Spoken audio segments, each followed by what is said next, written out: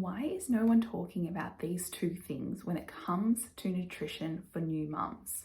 These two things greatly impact how much nourishment we get from the food we eat, which is especially important in postpartum and early motherhood because it's a time when we have increased needs for nutrients and nourishment. Hey mama, and welcome back to the channel.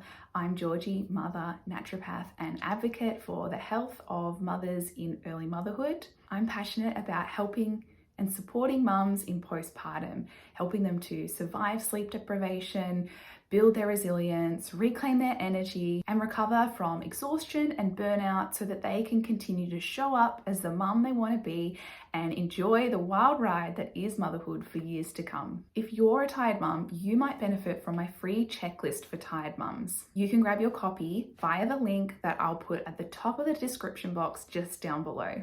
All right, let's jump in. Today, I'm discussing two really important factors when it comes to our food and nutrition, and two things that I am constantly teaching the mothers that I work with in my clinical practice about. They are bioavailability and nutrient density. Let's start with bioavailability. Bioavailability is a term that refers to the rate or the ease at which our body is able to access and utilize the nutrients found within a food. The greater the bioavailability, the easier it is for us to get that nutrition, get those nutrients from the food and use them for our energy production pathways, our cellular respiration, and for all the other processes that make up our metabolism. These are both really important pathways or functions in the body that help to keep us energized and feeling resilient in early motherhood. And this is why bioavailability, being aware of it, knowing what it is and how to choose bioavailable foods is so important for new mums and tired mums. The truth is that foods have different bioavailability when it comes to the nutrients that they contain, and it's just something that's not talked about enough. Often when we see foods presented as being, a good source of magnesium or a good source of zinc, the discussion about bioavailability, so how easily accessed those nutrients are in the food, is just totally glossed over. And so foods are sort of presented like on paper, this food contains this much zinc and that food contains that much zinc. But what about how easily accessible the zinc is in that food? So what influences bioavailability? Well, it's two main things really. It's how easily digested a food is. So, how easily we can break down that food to be able to access those building blocks, the macro and micronutrients that we need from that food, that we want from that food. And it's also the presence of compounds commonly called anti-nutrients that either impair the digestive process or they inhibit the absorption of the nutrients that we want. When it comes to digestibility, we're thinking about things like the fiber content of the food, because higher fiber foods can actually be harder for our digestive system to break down that matrix and to be able to access the nutrients within. Easy to digest foods include meats, eggs, fruits, particularly cooked fruits. Some fruits can be more tricky for some people than others. Well-cooked vegetables are going to be easier to digest than raw vegetables, and that really comes around to that fiber component. Dairy can be difficult for some people to digest, but generally speaking, it should be okay. And then things like pulses or legumes, as well as nuts and seeds, can be harder for people to digest. And this has to do with the fiber component, but also with the anti-nutrients. So anti-nutrients are compounds found in plant foods that are part of the plant's defense system, so they're defense mechanisms.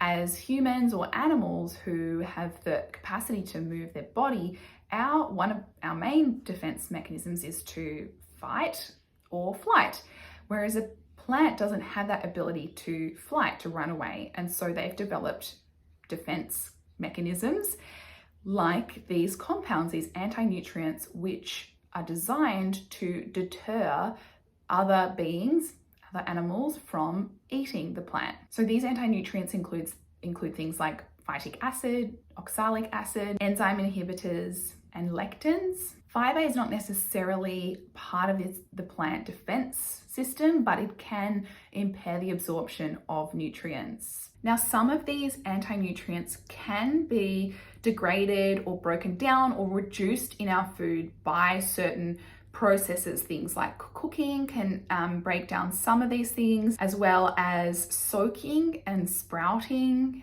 So that would apply to grains and nuts and seeds and legumes. When properly done, can reduce some of these factors, as well as fermentation can also reduce it. Let's run through a few examples of nutrients where the food source is important to determine bioavailability of that nutrient for our body. So protein is a great example here. There's a scale that actually quantifies this for us. How digestible is the protein and how much protein are we getting from the food? It's called the DIAS scale, or the Digestible Indispensable Amino Acid Score. And you can look that up if you're interested in seeing the research on it. The DIAS scale does take into account these anti-nutrients that might impair protein digestion and absorption.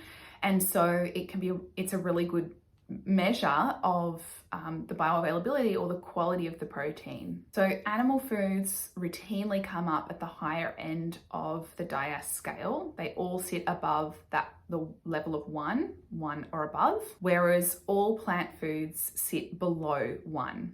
I think with the exception of soy flour, which sits above 1, and soy as a whole food comes very close to 1 being like the point that you're aiming for good bioavailability.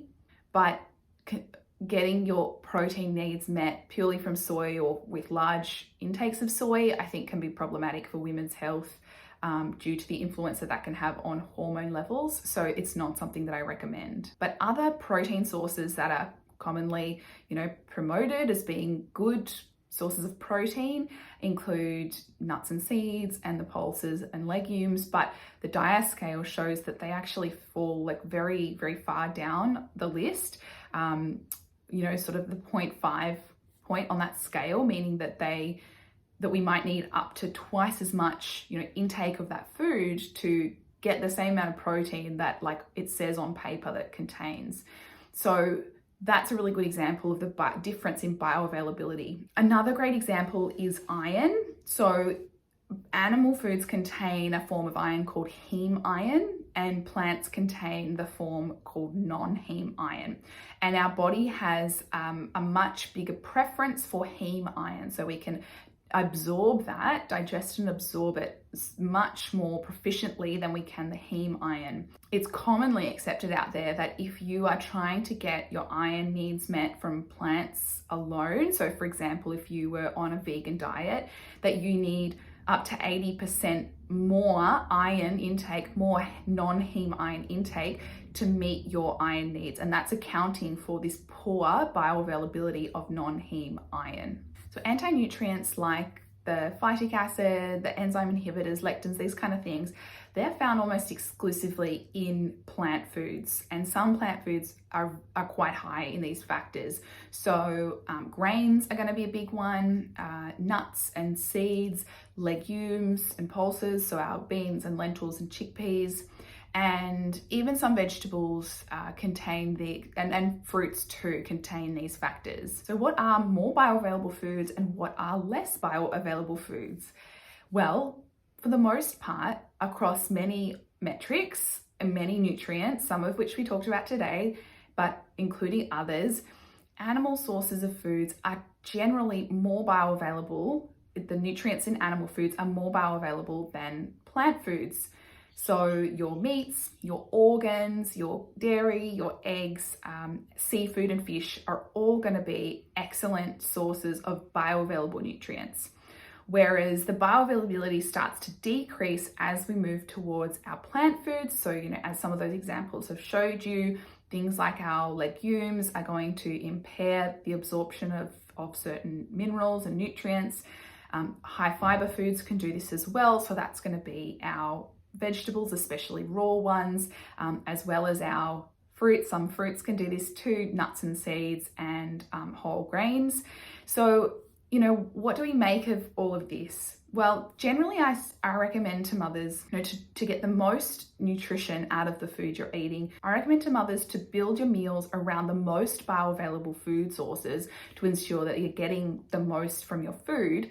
And then, some of those less bioavailable food sources that, we all still might enjoy and want to have as a part of our meal, well, they can complement the more bioavailable food. So we can have them on the side or, as a small garnish or as a snack. The point of sharing this information is really to empower you to think about what foods are really working for your body and whether the issue of bioavailability might be at play in helping you replete your nutrient stores, be resilient, be nourished, and therefore energized and able to keep up with the demands of being a mum. The next important concept I want to cover is nutrient density. So nutrient density is a measure of how many essential nutrients are found within a food relative to its energy content. I like to think of it as a way of evaluating the nutritional bang for your buck that you're getting from the foods you're choosing to eat. When we focus on nutrient density and nutrient dense foods, we're more likely to meet our body's essential nutrient needs. And our body completely relies on us providing these nutrients to function at its best.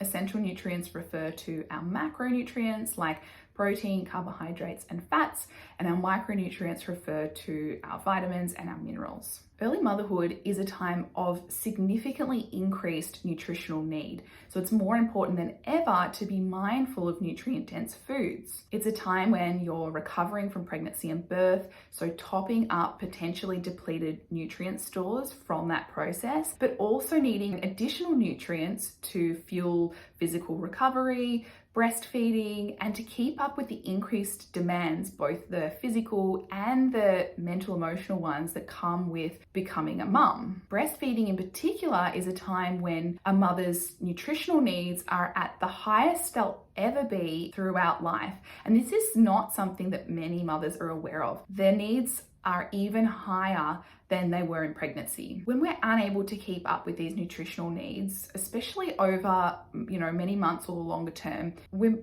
likely to become depleted. And this is what I see day after day in clinic with the mothers I work with. Nutrient depletion or deficiencies that impair our body functions and begin to show up as signs and symptoms. Just to name a few, we could think about magnesium for our nervous system health, our energy production, our sleep and our mood regulation, vitamin D's role in immunity and metabolism, choline for cognition and brain function, vitamin B12 for mood regulation and cognition, iron and copper for energy, or protein for physical recovery, energy levels, metabolism, hair and skin health, and so much more. Now, the confusing thing about nutrient density is, I know, something confusing in nutrition, shock, that the definitions of nutrient density vary depending on the source. Many conventional definitions of nutrient density will penalize a food for its high energy content or its saturated fat content, which means that foods high in fat or saturated fat get excluded or penalized in the ranking system. But as research around nutrient density has matured and developed, in addition to our understanding around saturated fat in particular, we know that it's not the bad guy that it was once made out to be. And so saturated fat, foods rich in saturated fat, can now be included in these studies in the research on nutrient density. And that totally changes the playing field. The research also differs in terms of whether a food is measured by calorie or by gram, and that can influence the results as well. Now, a couple of resources if you want to understand this further.